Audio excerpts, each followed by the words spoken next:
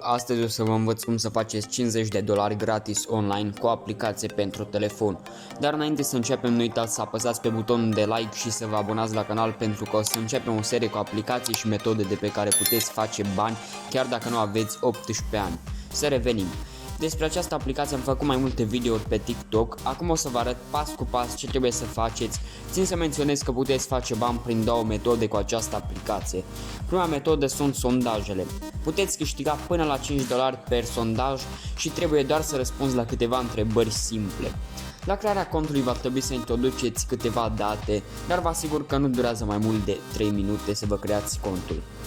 Bun, deci cu prima metodă nu veți câștiga suficient de mulți bani pentru că apar sondaje destul de rar. Dar acum o să vă prezint cea de-a doua metodă, codul de recomandare.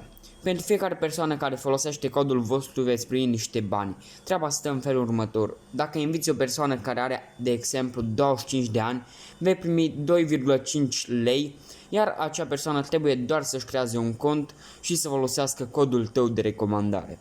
Iar dacă persoana care folosește codul tău de recomandare are 45 de ani sau mai mult, vei primi 8,50 lei, ceea ce este super mult. De exemplu, dacă 10 persoane folosesc codul tău, vei primi 85 de lei fără să faci nimic. Acum o să te întreb cum poți face să inviți atâtea persoane.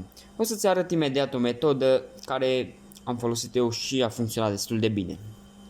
Deci pentru a găsi persoane care să-ți folosească codul va trebui doar să-ți creezi un cont de TikTok, iar acolo va trebui să faci câteva clipuri despre aplicație și să-ți promovezi codul.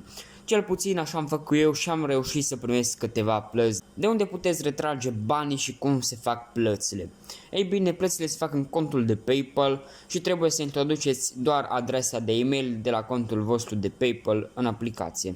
Dacă primiți plăți pentru sondaje, va dura în jur de 24 de ore până primiți plata, pentru că în acel timp se verifică răspunsurile de la sondaj. Dar dacă primiți plăți pentru recomandări, va dura în jur de 9 sau 10 zile pentru plată. Cel puțin așa a durat la mine.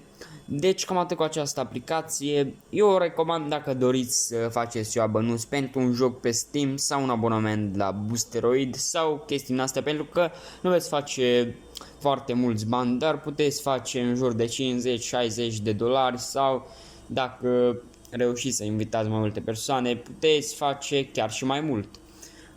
Deci, dacă v-a plăcut acest videoclip, nu uitați să vă abonați la canal și ne auzim în episodul următor cu o nouă aplicație de făcut bani.